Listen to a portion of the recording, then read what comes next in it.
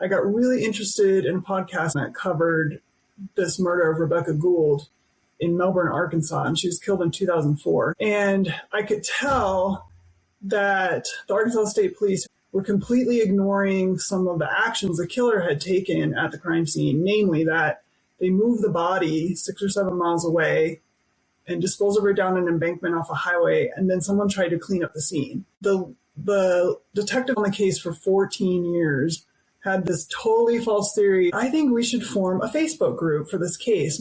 Not a month after starting it, a guy named William Miller joined the group. That's Rebecca's boyfriend's first cousin. And then that magic tip came in 6 weeks that he had been in town the weekend of her murder. And so then, of course, everything changed. A new detective went and interviewed him, and he confessed to her murder. When he confessed to Rebecca's murder, he confessed to 5 others. I'm Steve Murphy, DEA Special Agent retired and now host of the Game of Crimes podcast. If you've seen the Netflix series Narcos, then you know my story. I now bring you stories of heroism and bravery from our law enforcement and military heroes, and occasionally from the criminals that they faced.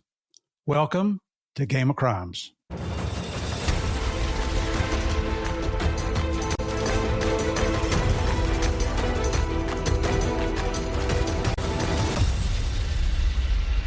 Hey, everybody. Welcome back to this week's episode of Game of Crimes with Murph in the morning. As I say every week, thank you folks so much for coming back every week. I don't understand why you do, but I certainly appreciate it. And I appreciate you telling your friends about it because our numbers seem to be growing, and that's always a good thing in the podcast realm. This week, we've got a guest that it may take me several minutes to get through her occupations here. She is a U.S. Army veteran. Proud. Thank you so much for serving our country. She was a counterintelligence specialist. She is a college professor.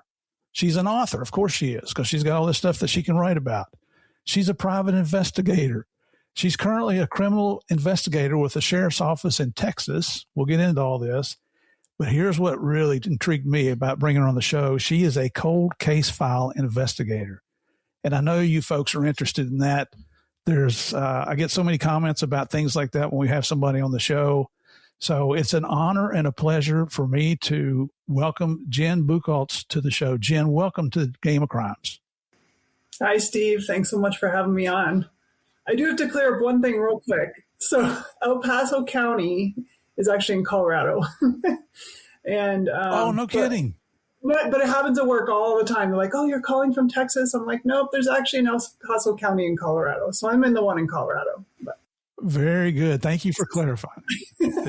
I did not know there was an El Paso County in Colorado. Exactly, yeah. You're not the only one.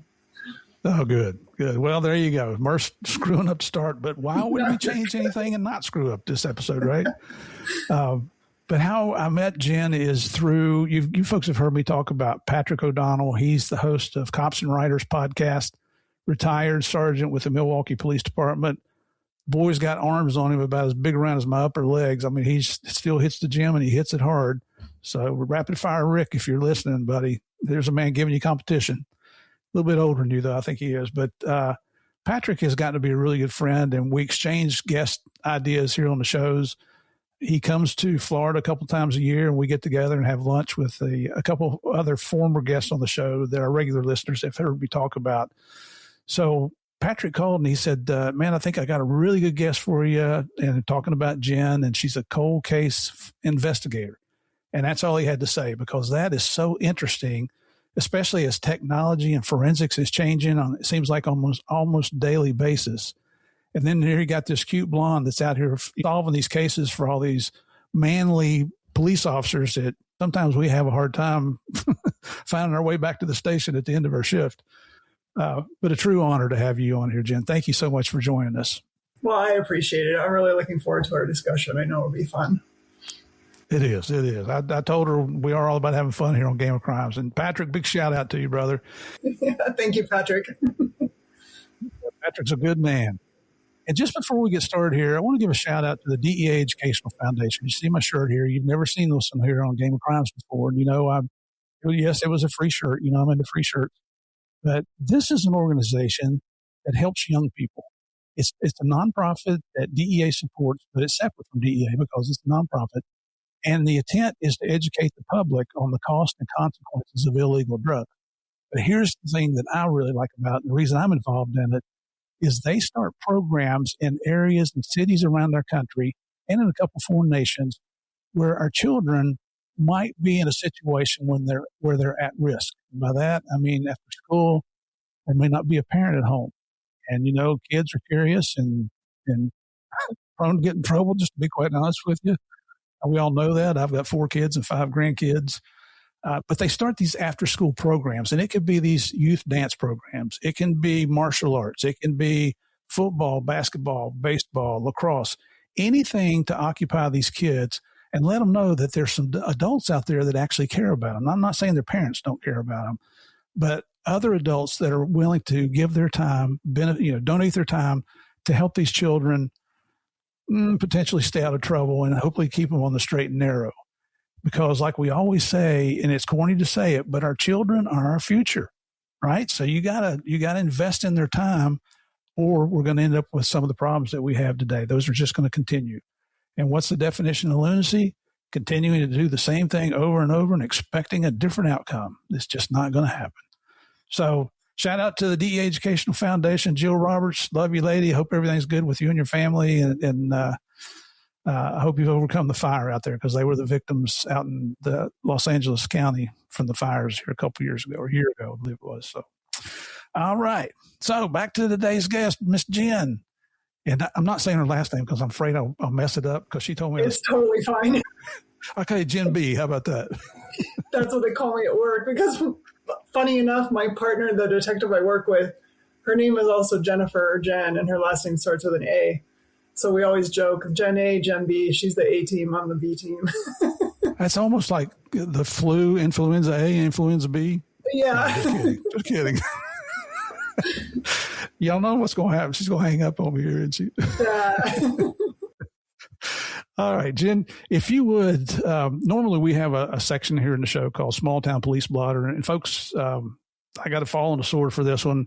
I completely forgot about it until about 15 minutes before the show. And I typically do send the stories to our guests the morning of the interview, but I just couldn't do that on such short notice. I didn't want to tick her off before I met her.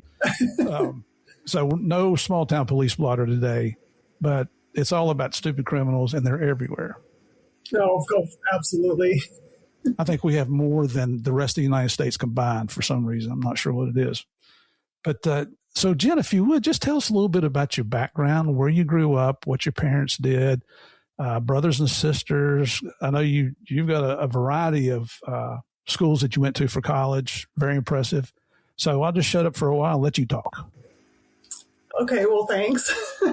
I'll try not to bore the audience and drag on too long, but I grew up in California, in a suburb between San Francisco and San Jose, and went to high school there, went to Homestead High School, if anybody's from that area. I have one full brother, and then I have 3 half siblings also, because my dad was married previously.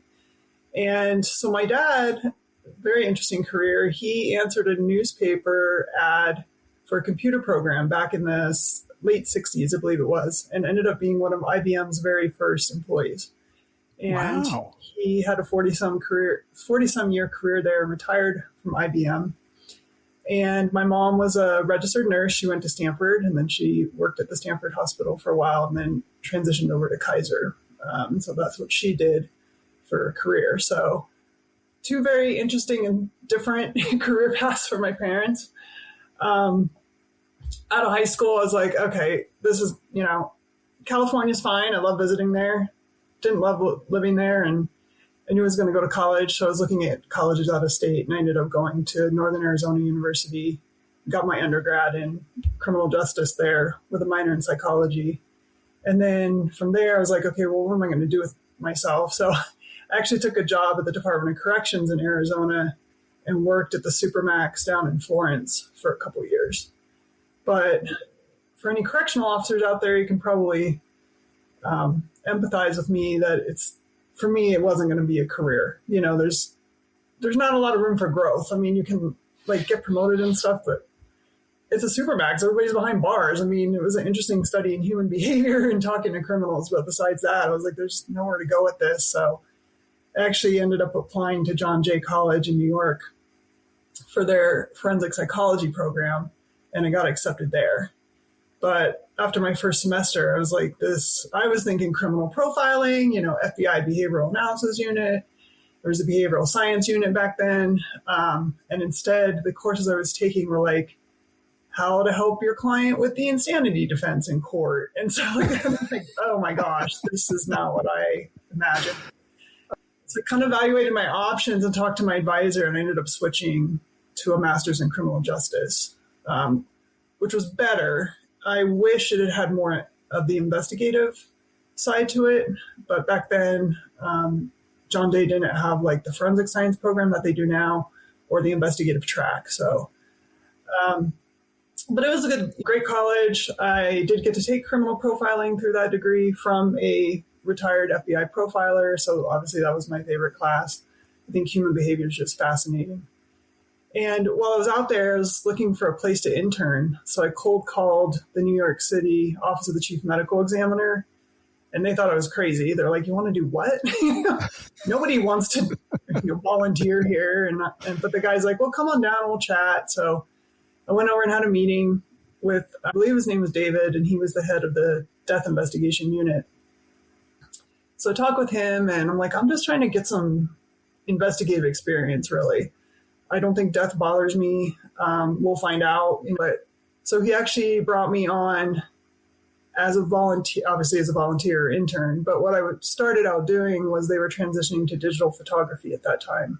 So going from Polaroid to new school stuff. And so he handed me this Kodak box with a camera. He's like, I don't know how to use this, but if you can figure out how to use it and you can teach our investigators how to use it at the scenes, that'd be great. So that's what I started out as. And so I went to all the death scenes with the death investigators, and they ended up training me like to do their entire job. They would let me write reports, and of course they would proofread them before they got turned in, but they would let me be there for interviews. I went to a lot of autopsies, helped them process the crime scene to the level a death investigator does, process the body, take temperatures, and back then it was rectal. So I got the full gamut, the full experience. It was really awesome. I tell everybody it's like the best unpaid job I ever had. So seeing the dead bodies and a lot of time there's a decomposition involved. Yep. None of that bothered you, huh? It didn't bother me. I mean, it doesn't smell good, but you just learn to deal with it. I will say, if you go to a scene with a decomposing body, I always had to go home and shower and wash my hair because the smell just sticks to you. I remember trying to go to bed one night without showering, and I'm like, oh, I can't do this. No. But let me back up just a little bit. Did you have a desire when you were younger to get involved in criminal justice? Were you interested in law enforcement, or where'd that interest come from? I don't know. I think it really was just during my undergrad. I took a couple criminal justice classes my first year as electives, and that just sparked my interest in it. And as you go through school and life, you sort of hone in on what your interests are, and then it just developed through the years. And then getting some hands-on experience with the medical examiner really established that in me, this is fascinating. And I loved that every day was different. Every scene you go to is different. Everyone's a different puzzle. And I think also part of why death and decomp doesn't bother me is because I know I'm there to help that person, whether they're a victim of a crime or not, but to help them and their family through that difficult process and make sure that due process is done and a proper investigation is done for them. And so that's really my focus above all. And for me, the way I view a dead body is their personality, their soul is not there anymore. It's just the body. It's not the person anymore. So I think that helps me compartmentalize it. Did you, and I don't want to go too far in the weeds with it, but did you ever have any anxiety, depression, PTSD symptoms, anything like that from that 1 year? Not from that. Nope. Never had nightmares. I didn't have flashbacks or anything like that. And I think that was another sign that I was good in that industry, because I've learned through the years, if I am dreaming about work, it usually means I'm stressed out about it. But if I'm not dreaming about work at night, then that usually means I'm content and happy with what I'm doing. So nice. Yeah. Well, that's encouraging to hear.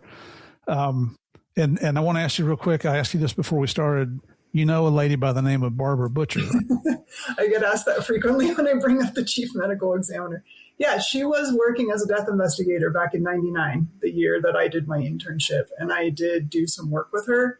I would never expect her to remember me. I ran into her at CrimeCon this year, and I introduced myself, and she didn't remember me, and that's totally fine. But, of course, her name is so unique, especially for the field she was working in.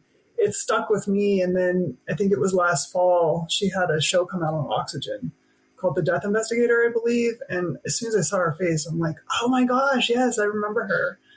Yeah. So we're not like friends or anything, but yes, we're acquaintances, I guess you could say.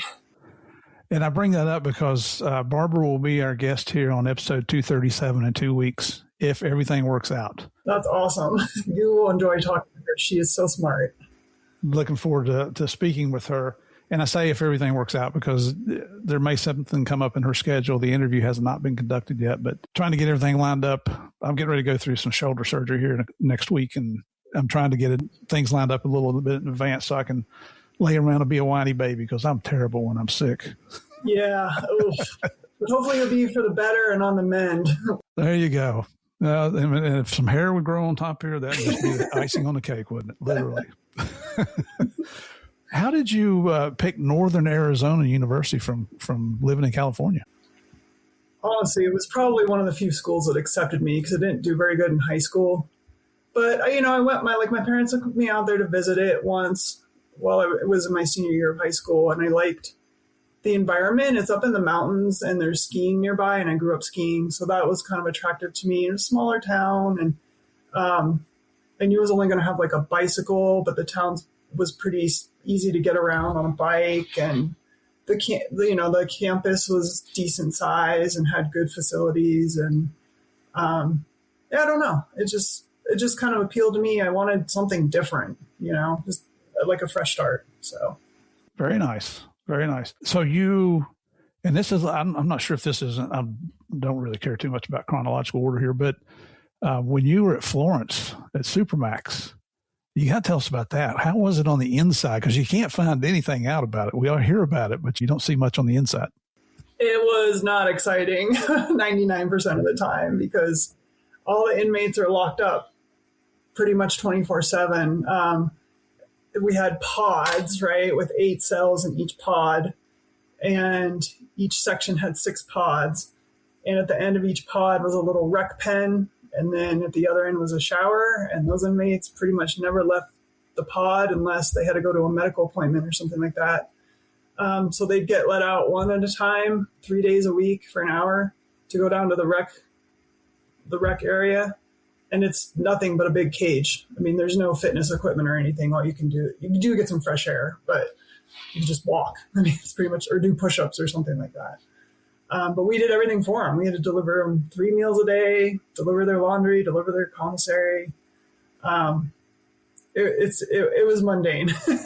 I always tried to be on the floor. So like for each pod area, you'd have somebody up in the control room that would open and close the doors, and then you'd have an officer down below. And I always tried to be on the floor, so at least I was moving all day long and not just sitting in a chair for 8 hours. But I do have kind of a funny story. I went in the pod one night, and it was delivering mail, and I get to the first 2 cells, and I give them their mail. And I'm looking down, sorting through as I walk to the 3rd cell, and the inmate leaps out of the cell right in front of me. So the officer upstairs had forgot to close his door. But I laughed it off. We all, he wasn't an inmate. I got along pretty much with everybody. I was very fair across the board. So I didn't really have issues with any inmates, thankfully. And he was he was actually a pretty nice guy, but he just obviously had the opportunity to play a joke on me and try to scare the shit out of me, which inside he did. But I just tried to play it off like, dude, go back in your cell. Here's your mail. Go on, so. And did he? Yes, he did. And I turned around and I'm giving the officer upstairs, shut the sign to shut his door. And you could see the officer upstairs was a male and his eyes were as big as plates. I mean, he's oh yeah, I could have got her killed. But really, I didn't have any issues with the inmates. We all pretty much got along. I mean, you always have a couple that are a-holes, but for the most part, they were fine. And they knew I was just fair. the rules are the rules, and that's the rules, and everyone's going to abide by them. And that's that. So, right. Did you ever get that opportunity just to sit down and pick their brain psychologically and learn from them? Not much. There was a couple who wanted to tell me why they were in there. So I'm like, okay, I'll listen. And I'll never forget this one man. He was older. He had a daughter who was grown. So he must have been maybe in his 60s or so. And he had actually killed his daughter's husband because his son-in-law had been beating on his daughter. And he's like, I had enough. I wasn't going to watch my daughter go through that anymore. The guy wouldn't leave. He kept stalking her or whatever was going on. And he was just straight up about it. And he's like, and I don't regret it. He's like, I don't like being here, but I don't regret my actions. I thought that was a pretty interesting story. It is. How did he end up in Supermax from that? Just because he had a life sentence. Supermax, it was most like the majority of guys we had in there had life sentences, and the majority had committed at least one homicide. So that, for whatever reason, sent them to Supermax. It's not like they had caused problems. I mean, you always have a few that do or did. The majority of them hadn't really caused any problems or got in trouble. It's just, all right, that's where you go when you're a felon and you have a life sentence. So yeah, did you remember what state he was from? I think he was from Arizona. In fact, he must have been, because this was the State Department of Corrections. So we housed inmates that had been convicted of crimes in Arizona. So he must have been from the state somewhere, but I don't remember which part. You would think, not giving somebody an alibi, but there would be some understanding as to why he committed that murder. Because I won't say that I would murder somebody, but I would want to if they were beating up one of my daughters. Yeah, I know. Wow. It's one of those situations in your mind, you're like, man, I don't blame you. I mean, it's not right to kill somebody, but at the same time, I'm like, man, I don't blame you for doing that. Yeah. Did you meet any well-known prisoners in there that everybody knows or has heard of? No, those guys were over. So there's actually 2 Supermaxes in Florence, and one has the death row, and I was at the other one. So I didn't meet any of the death row inmates that were more well-known. Got it. So did you go to John Jay before you went into the military? I did. Everyone's like, wait, what? You did that all backwards.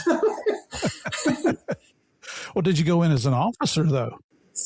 No, I didn't. I went as enlisted, which I'll tell you why. But so when I was at John Jay, okay, I'm in my 20s now, and I'm like, was really interested in the FBI and behavioral analysis and investigations. And I thought, okay, I think that's the career path I want to take. So I was in New York doing my master's. I talked to a couple FBI agents. I can't remember if it was a career fair or what. And I told my background. They're like, well, you have some great education, but you really don't have any experience. Like, we don't really count corrections as experience. And they're like, your best bet is either go be a police officer or join the military for a few years and then apply to the FBI. So I evaluated both of those options and I decided to go with the military route for whatever reason.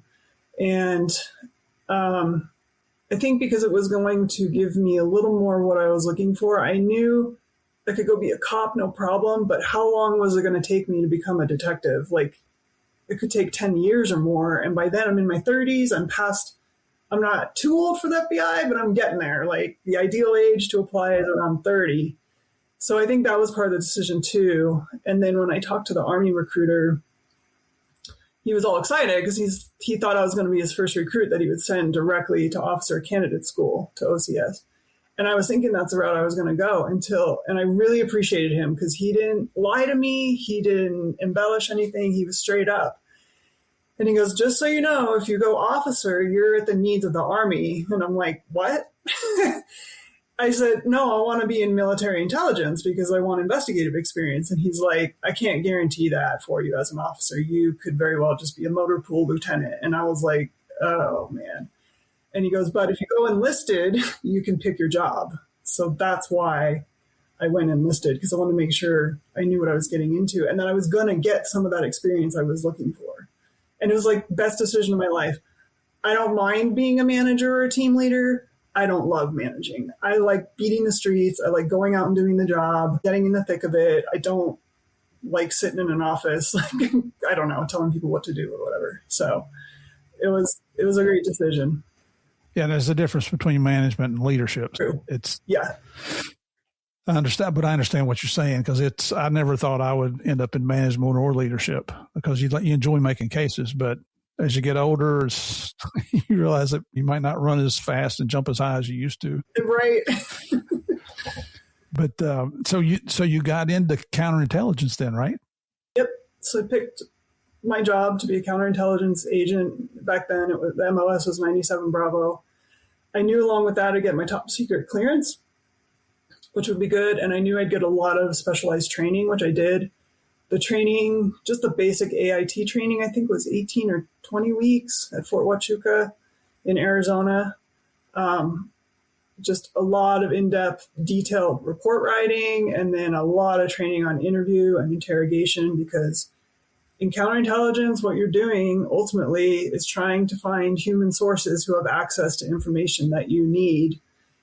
And if it's in wartime, you're looking for information on your adversary and what they're planning to do against U.S. troops. So you have to rely heavily on dealing with other humans, right? And everybody's different. So everybody has a different motivation, and you have to figure out why might this person work with me, and how can I play on that motivation? It's called spotting and assessing, where you figure out someone who's in a place that can provide you that information. How can I get them to work with me without turning on me? It can be obviously extremely complicated and a very long, methodical process to recruit a human source. Sometimes you're just one part of that recruitment process over a several-year period. And so you have to learn patience, and you have to accept that, okay, I may help with the spotting and assessing, but I'm never going to actually get to, like, quote unquote, run the source, or it's going to be an officer 3 years down the road that gets to actually work with them. And you just have to accept that. And I think we can talk about this later, but I think this applies to cold case investigations almost perfectly, because you have to have a lot of patience and you have to be methodical. But so I got trained in that and got stationed at Fort Carson, Colorado, right down the street, basically, from where I'm at now. And then I volunteered to go to Korea. And after Korea, I got assigned to Fort Meade, Maryland, and I volunteered to go to Iraq. So I deployed to Iraq. And then after Iraq, it's a whole another story on why I didn't stay in the Army. I had planned to, but I ended up separating and then going another route. But I'm probably getting ahead of myself there. Okay. Yeah. And I don't know that all of our listeners know what's located at Fort Meade, but a lot of people refer to it as no such agency. So you can figure that out for yourselves. Yeah. But it looks like you ended up in a management position, because didn't you become assistant special agent in charge and then later as a special agent in charge? I did. In Korea, we were short on warrant officers, and my office just didn't have a warrant officer much of the year I was there. And so being the highest ranking as an E5, I know that sounds weird, being the highest ranking, I had to fill that slot. But that I didn't mind, because we were a small team. We were a team of, I think, 5 agents. And we had a Korean interpreter who worked with us every day. And we ran many, many sources in that area. I think we had 20 some on the books. And so we were frequently going to meet with sources and writing reports and doing all that. And so, yeah, there was some managerial stuff that I had to do every month. But for the most part, I was still just working with the rest of the agents doing our job. And we were far away from the flagpole, so to speak. We were the farthest military intelligence detachment from Seoul, which was nice because we weren't required to drive to Seoul all the time for like battalion runs and whatever. we basically just got to do our job, and it was awesome. So I really enjoyed my time over there. How close were you to that separation line there in that country? Oh, we were a ways south, probably a 3-hour drive.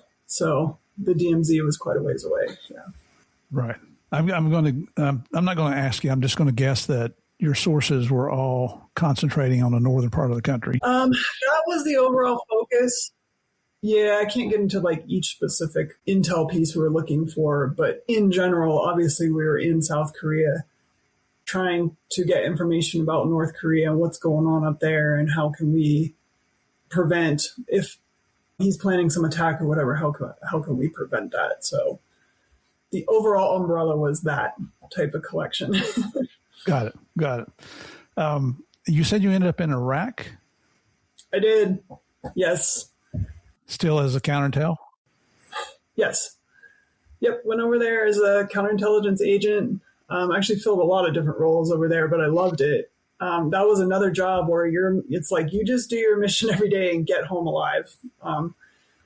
You still have to do PT and work out, but you do it on your own time. And I was attached to one of those 3-letter agencies that I can't name. So we weren't traditional Army over there, which was super interesting because I wasn't in uniform. We were in civilian clothes in low-profile vehicles that were bought from the local market there, which people get so alarmed when I talk about this because they're like, what? They weren't armored? And no, they weren't up armored at all. But the thing is, they were just like local kind of banged up vehicles that blended right in no matter where you went. So I actually feel like we were safer because no one paid us any attention. And the girls, like we put on a headscarf when we go outside the gate, take our sunglasses off because that's a giveaway. And really, we never had any issues, thankfully. I think it was actually a safer way to travel.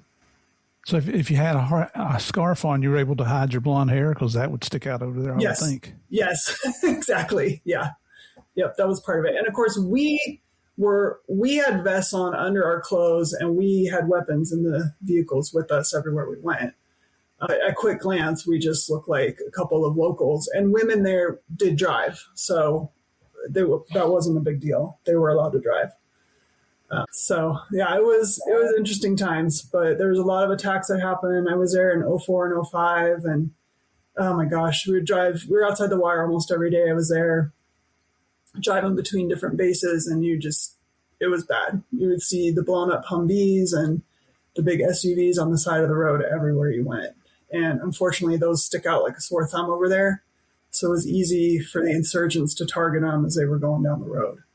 So again, just case in point why our cars actually were safer. Absolutely. And I think now we've uncovered that sense of adventure inside Miss Jen B here. Yeah, you could say that. I'm a little bit of an adrenaline junkie, I guess. Yeah, and once you start, it's almost like an addiction, isn't it? Yeah. Well, there's certain levels you're like, okay, that's enough. Like we had a rocket land in the yard of our compound. That's the loudest noise I've ever heard in my life. And that concussive feeling from the explosion is just almost indescribable. I'm like, that's enough. I don't need any more of that. And thankfully there was a building between us and where the rocket landed. Otherwise, I don't know what would have happened to us, but I might not be here right now. But there's a few things over there where you're like, okay, one time's enough of that. When did you get out of the Army? In 2005, late 2005. Yeah. But then I'm seeing where I think you went into some contract jobs is what it looks like. I did. You ended up you went to Afghanistan. I did. So I wanted to stay in the Army for another tour at least. But because I volunteered to go to Iraq, I missed going to the E6 board. So when I went to the reenlistment counselor, they're like, well, you can't go to warrant school, or you can't get warrant school in your next contract because you're not an E6. And I'm like, okay, but I volunteered to go to war for the country. I mean, doesn't that count for something? No, they don't care. It's all on paper. And I said, what about duty station of choice? Nope, you're not an E6. I go, what about a reenlistment bonus? Nope. And I'm like, so there's nothing you can offer me to stay in the Army. And they're like, sorry. And I was like, wow. And at about the same time, I got offered a job working under the specialized unit as a contractor, but under the counterintelligence field activity, which doesn't exist anymore. And I thought, well, maybe it's just meant to be. Maybe that's where I'm supposed to go. So I took the contract job and left the Army. During this whole time also, I'm applying for the FBI. And I took their test. Somehow I passed that ridiculous test. And it was starting down that process. And then I ran into a major health problem. And so I was born with a concave sternum. It's called pectus excavatum. I played sports growing up, I was a runner, all that stuff. Like, it never bothered me. But as I got around 30 years old, I noticed my running was like tapering off bad. And my heart rate was over 200 at a jog. I'm like, what is going on? And it took months and months and months of all these different specialists and doctors. And finally, I went to this cardiothoracic surgeon who specializes in this issue and fixing it. And he's like, oh, yeah, they did a CT scan. He's like, your sternum is smashing the right chamber of your heart, the right atrium of your heart. So that's why you're experiencing everything you're experiencing, because your heart can't expand properly anymore. So you're getting blood pooling in there and you're not circulating the oxygen well enough, and on and on and on. I was like, well, what's the fix? And he's like, well, you can do nothing, but your exercise tolerance will continue to go down. You're not going to be able to pass a PT test now because you're not going to be able to run well enough. And he's like, when you get older, you're at a huge increased chance of a stroke because of the blood pooling in that right atrium. And that's what convinced me to do the surgery. So I had this major surgery where they had to disconnect all my ribs from my sternum and cut all my cartilage. And I have a plate now.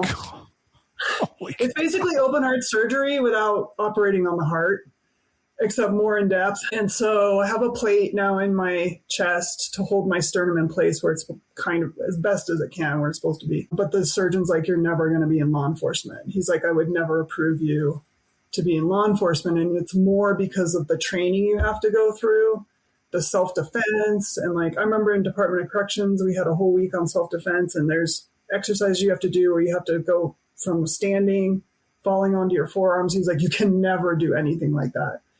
You'll be back in the operating room. And he's like, I don't recommend you ride a bike anymore, because if you fall and take a handlebar to the chest, that could break all of this. He's like, if you ever get hit with an airbag. So I was volunteered to sit in the back seat. And so that derailed my plan to go in the FBI, obviously. Yeah. But I didn't want to have a stroke either. So right. That's getting to some scary levels, very scary levels medically. Yeah. What were you doing in Afghanistan, as much as you can tell us, and how long were you there? Yes. Oh, yeah, I can tell you. So I worked that other contract job I told you about under CIFA for about 5 years. I could see it dwindling out and not heading in a good direction. And I was kind of bored of it anyways. It's like super surveillance heavy. But for those who have done surveillance, it's very boring. It's not exciting like in the movies. It's very rare you're actually following somebody. You're so right. You just get sick of sitting in a car, sitting in a cafe, or it's like, okay, I need something else to do here. So I got offered this position in Afghanistan leading a counterintelligence support team under the Department of the Army, contract job. And I thought, man, this sounds so interesting. This is right up my alley. And of course, my husband didn't really want me to go, not because he's scared of me being in a combat zone, but he's like, man, this is another year where you're away. But in the end, obviously, I took the job. He was very supportive of it. So I went over to Afghanistan. I actually ended up spending 14 or 15 months over there. But we worked side by side with the Army counterintelligence agents. So it's like right back to where I was before, except I was a civilian. And my team, we were stationed on Fob Salerno, which is no longer, but it was on the very eastern part of the country, just a few miles from the Pakistan border. Very interesting area to work in. And my team our main mission was vetting all the local nationals who wanted jobs on the base to make sure they weren't insurgents or terrorists or collecting information for those groups. So we would do in-depth interviews, which I love. Sometimes we do polygraph tests. We would do a lot of research on their family background. But secondarily, what we were doing was spotting and assessing and looking for locals who had access to insurgent groups or had knowledge, maybe. We didn't want people who were involved with them, but could report to us. And if we thought we found somebody who had access to that type of information, we would refer them over to the Army counterintelligence agents who would take it from there and try to recruit them. Super fascinating job. I love talking to the locals and learning all about their culture and why they think the way they think. And partway through, I actually started a quote book where I just wrote down interesting things that I heard from them. And that's what inspired this book that I ended up writing, There's No Goat. It's all about, it's just stories that I heard from the locals. And what was really strange is you wouldn't believe how many of them had no idea about 9/11 or Osama bin Laden. And really? Yes, I would ask them frequently, so why do you think we're here? Why are the Americans in your country? And you'd get answers like, oh, to give us jobs, or some would get it, like, to make our neighborhood safer and stuff. I said, have you ever heard of Osama bin Laden? Have you ever heard of 9/11? And this is 10 years later. So go get my laptop. I go get my laptop, and I would show them videos of the planes crashing into the World Trade Center, and their eyes would just be huge, and that they had never heard about any of it. So it just showed like how isolated they were from the rest of the world, and no media coming in from the rest of the world. It was sadly interesting. They were so sheltered. Yeah, I've been to Afghanistan once for a couple of weeks. That was enough. I didn't leave anything over there, so there's no need for me to ever go back. But we went to Jalalabad one day, and man, that's Indian country out there. Yeah. Well, and that's where they launched the night they went and got bin Laden. That's where they launched from. So that was north of us. But yeah, it was, and I was over there when they got bin Laden. So, oh, you were? Just by chance, yep. And I didn't even know. So I got up that morning. I remember the night they went and got him was the loudest artillery I've ever heard the whole time we were there. And we had a lot of outgoing artillery. It wasn't uncommon to hear outgoing stuff at night, but this was like, I mean, shake your cabin. And we're just like, okay, whatever. So I get up the next morning and I'm at the gym, and I had a cell phone, and I get a text from my husband. He's like, have you seen the news? And I'm like, no. And so I go back to my room and open my laptop, and that's when I found out. I'm like, oh my gosh, really? We got him? And so then I'm walking to work, and by then I'd been there quite a while, so I knew a lot of the locals, and they're high-fiving, the ones that knew about the whole situation. They were high-fiving us. Like, they were really happy that we were able to get him. So it was an interesting day over there. So you guys didn't go on a higher alert after that operation, expecting retaliatory attacks? Mm-mm. I don't think so. We were nicknamed Rocket City anyways. We were getting rockets all the time into our base. And I will say one thing I'm really proud of our team for is the whole time we were there, we had no internal attacks, like no suicide bombers at the gate, no one sneaking explosives in. The only attacks we had were the random rockets, which you really can't prevent. So I felt like we played a role in keeping the base safe for sure, and protecting all of those forces. That's very interesting. Yeah, but no, maybe we went on higher alert. I don't remember, but I know we didn't lock down because I remember the locals high-fiving me, that day. So they were there. If we'd been locked down, they wouldn't have been allowed to come on the base that day to work. So right. From there, you take a job with State Department? Mm-hmm. That was such a great job. Damn COVID. Really? Where were you stationed at? So I was so it was a two-part job. I was working for their anti-terrorism assistance program, which goes out and trains foreign police officers on anti-terrorism tactics and investigations and stuff like that. So they hired me to develop curriculum, which I would do at home. But then in my program, we were working with the Indonesians. So then for 30 days, we'd go to Indonesia and we would train for 2 weeks and then 2 weeks. So we did 2 iterations of classes. We would train those specialized police officers on the curriculum that we developed, which I loved. I'm like, yay, I don't have to teach somebody else's curriculum. Like, I can develop it the way I want. So I developed a whole surveillance course for them. We did foot and vehicle surveillance over there, and taught them some tradecraft on changing your look and stuff like that.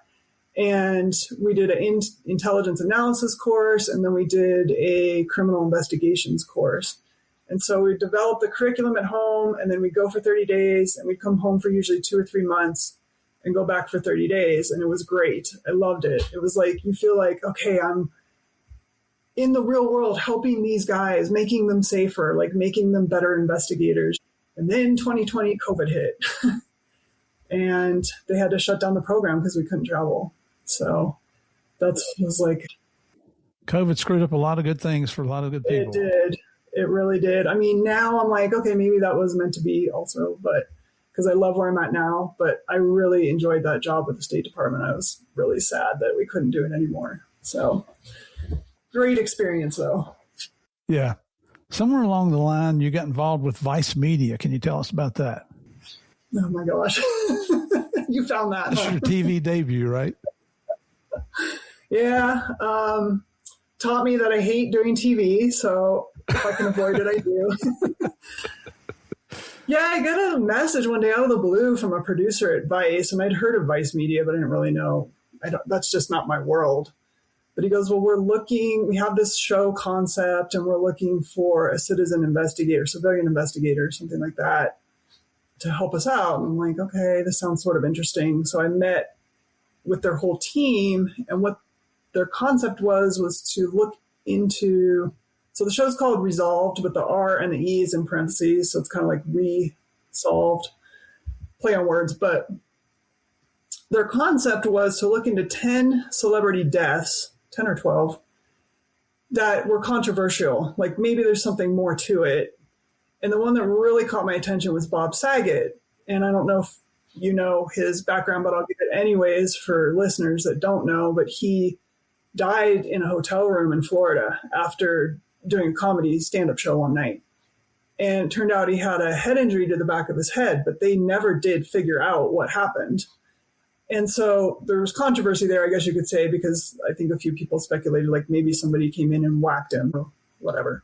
So in this meeting, when they're explaining this concept to me, I go, okay, well, I studied traumatic brain injuries for my master's thesis. So this case is super interesting to me. And what I would love to do is go to that hotel and rent, it doesn't have to be that room, but rent the same room with the same layout. And let's figure out what happened to him. And the producer is like, sold, we're doing that. So I got excited. I'm like, okay, this sounds cool. Like we're going to go to these different scenes where people died and try to recreate it, which I love doing. And then it ended up being me sitting on a stool for 12 hours a day in front of a camera, reciting information about these celebrities that I didn't know. And it was awful. So to viewers who watch the show, I've actually never even seen the show. They never even gave me access to watch it, but whatever. It's probably interesting if you're into celebrity deaths and whatnot. And there's a couple other hosts on there, like the girl who did I hope I can swear, Don't F with Cats on Netflix. She's one of the other hosts. And the other thing I wanted to do was like for us three to come together for each of these episodes, like in a room with a whiteboard and have an actual investigative discussion. And they agreed to that in the beginning too. And then we never got to do that either. So it just turned out really disappointing and just shows like TV's not what it's cracked up to be.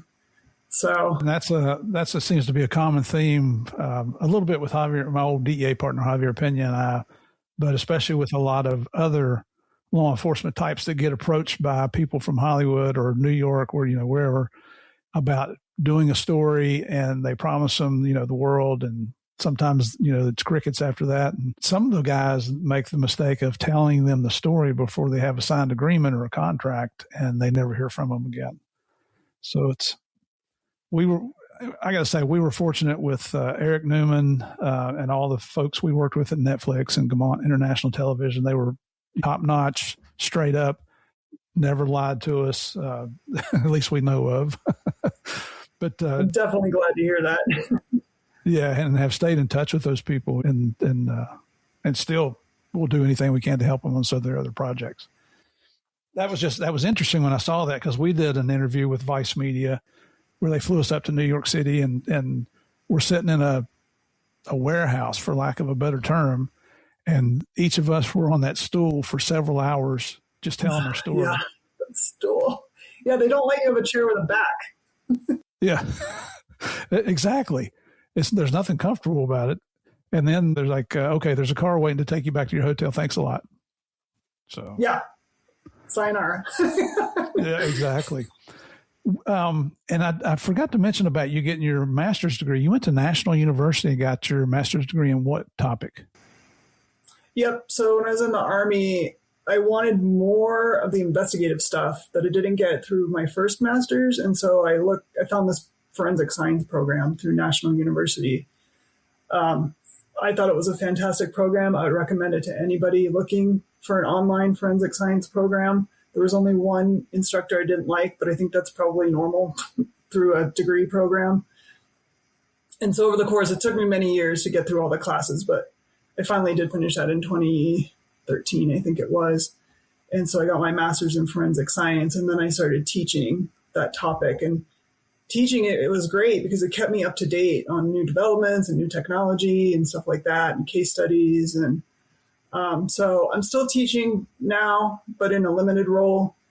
I'm at American Military University, and I've opted to only teach the one class now that I developed, which is a cold case investigations course that we can chat about if you want.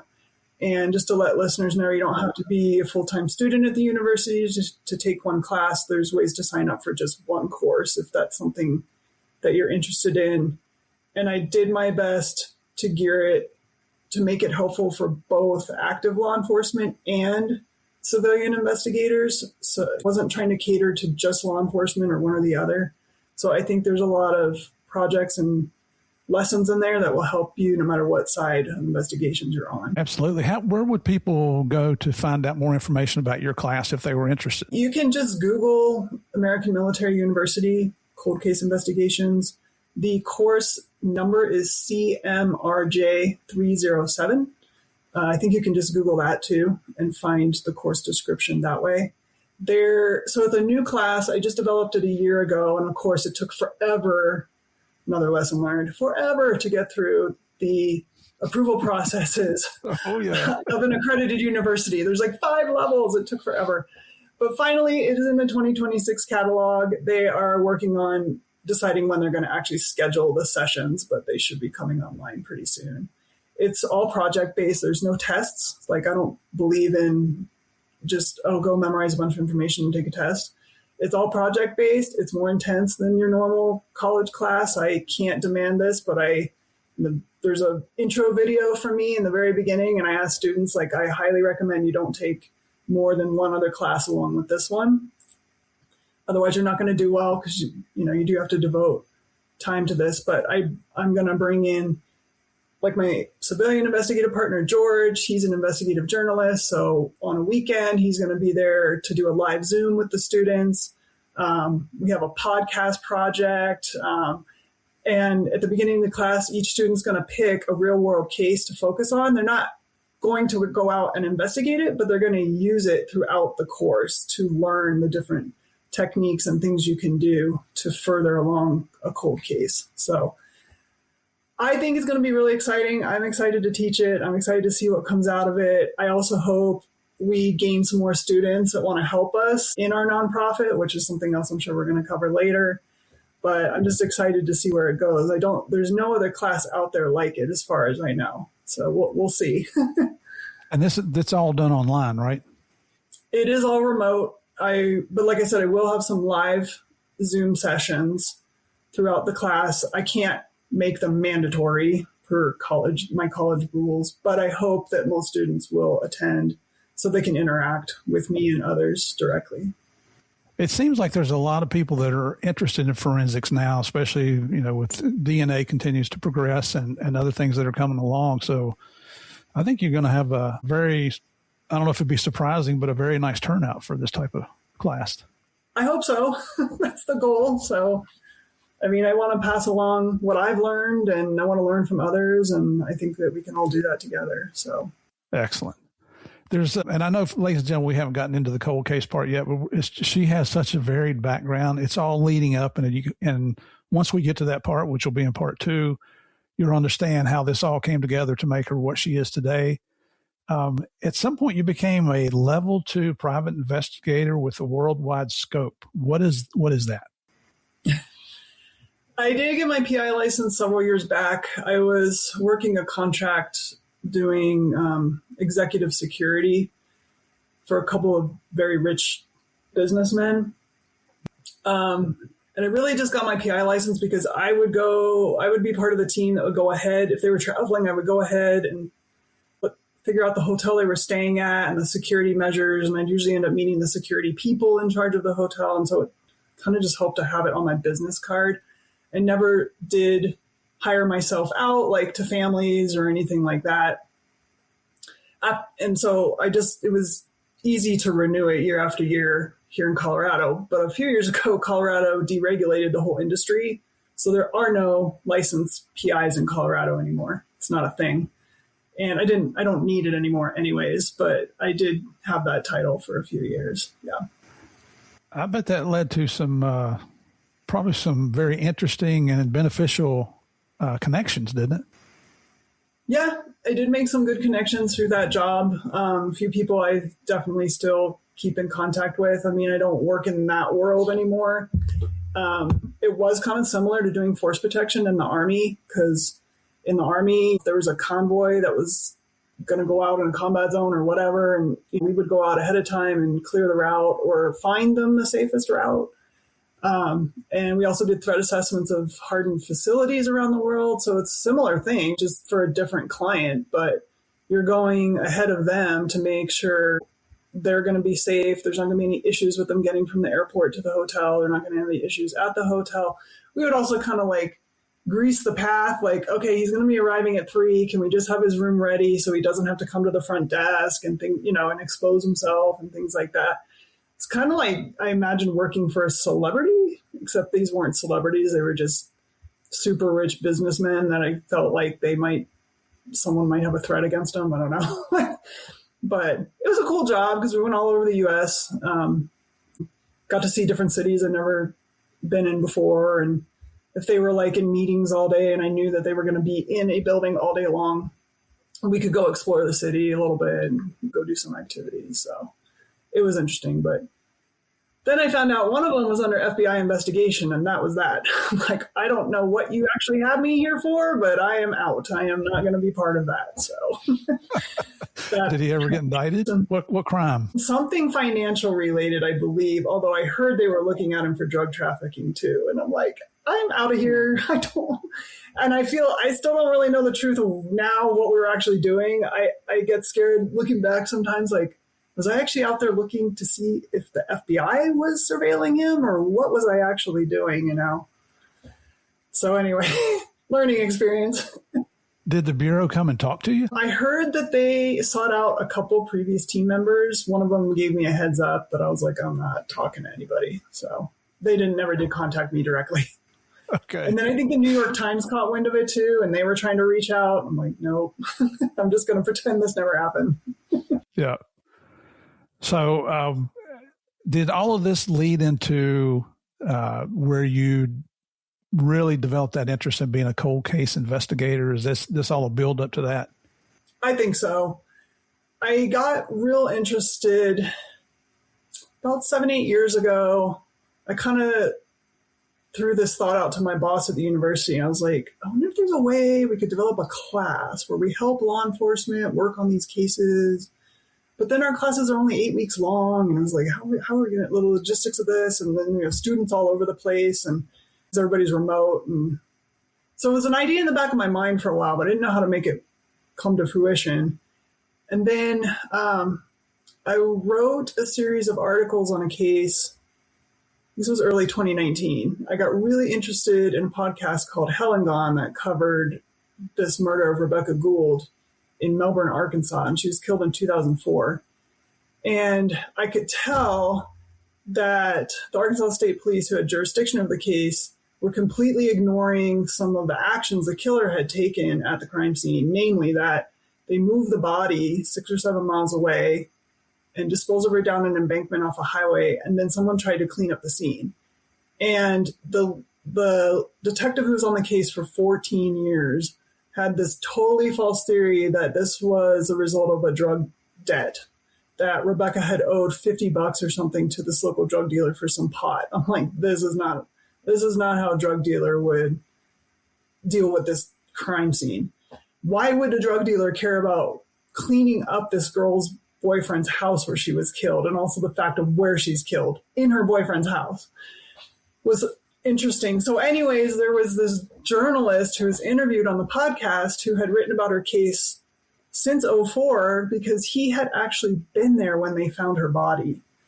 And he had gotten to know the victim's father through the years and, helped him just through the years, try to, keep awareness for the case going and stuff like that. So I was like, okay, I want to write some articles about the behavioral analysis that should be used in this case. And so I was like, well, I'm going to reach out to this guy, George Jarrett is his name. And I'll see, maybe he'll just talk to me for a few minutes, So I crafted this whole email to George and tried to sound very professional. And I sent him some of my initial analysis of my thoughts on the case. I was like, I don't know if you just have a few minutes to chat, but I'd love to chat with you about the case. Well, he called me about 15 minutes later and we talked for 3 hours and 22 minutes in our first conversation. Wow. And I was hooked on this case. I just couldn't let it go. And I'm sure other investigators get this. Sometimes one just sinks his teeth into you and you're like, I've got to figure this out. And I knew it was solvable. This wasn't some stranger homicide. So I ended up going out to Arkansas. I'd never been there before, but my husband went with me. We went for a week and we met with George and we got the lay of the land, and I got to see, not in the house, but I got to see the location of the house where she was killed and where she was disposed of. And I met her father and all this stuff. And so, of course, I'm in the thick of it now. And I wrote this long series of articles through the university on the case. And then we ended up putting a podcast together on it. And fast forward to 2020, but George said, I think we should form a Facebook group for this case. And I'm like, there's so much work. I don't want to be an administrator. I don't want to deal with people fighting on Facebook and all this. He's like, yeah, but it'll give us the ability to put out the information we want to. And so he convinced me to start this Facebook group. And not a month after starting it, a guy named William Miller joined the group.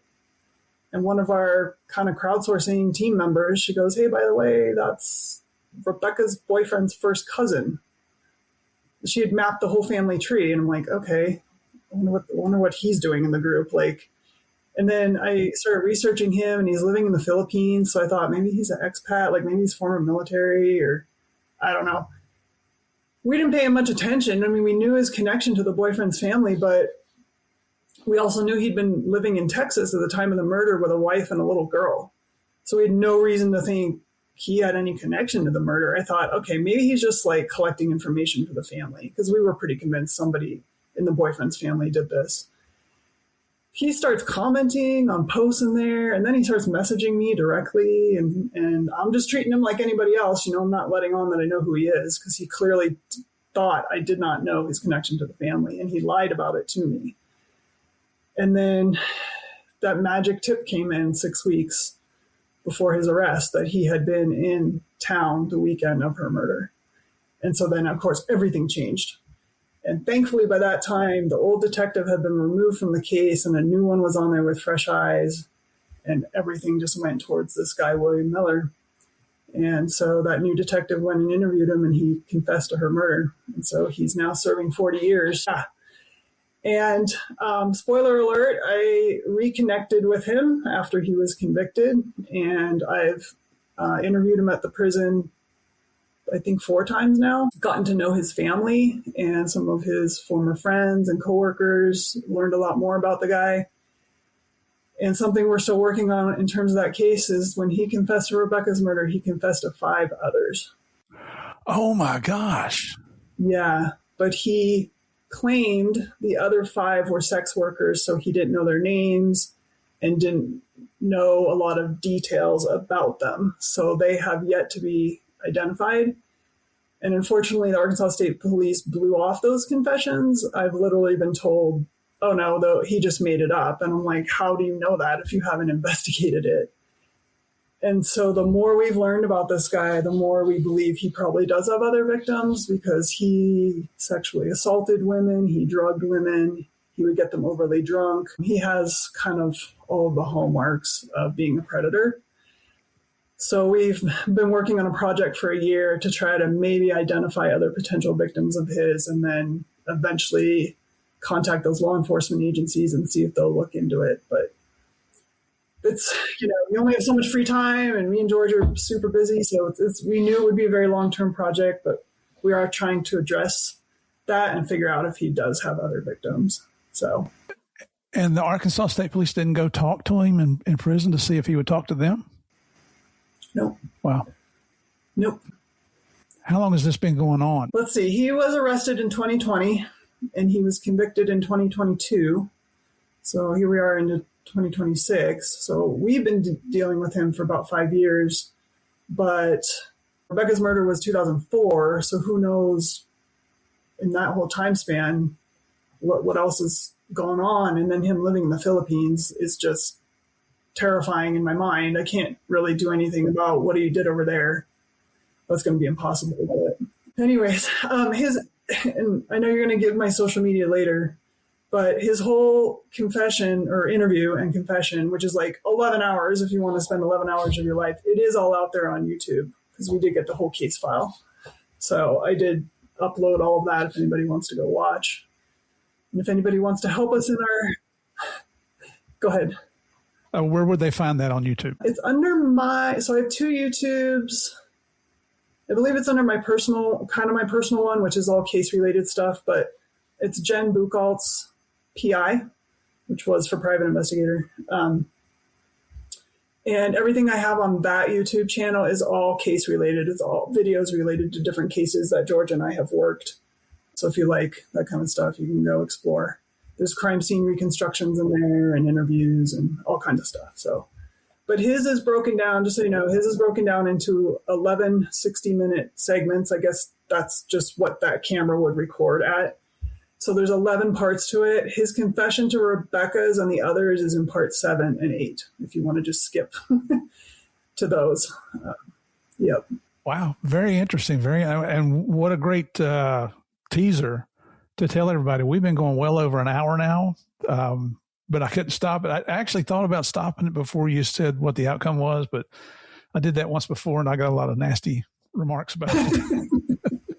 But I mean, folks, we're going to, Jen has agreed to come back tomorrow and tell us the rest of the story, as Paul Harvey would say, because that's the first cold case file that we've even discussed on this. She had such an interesting background.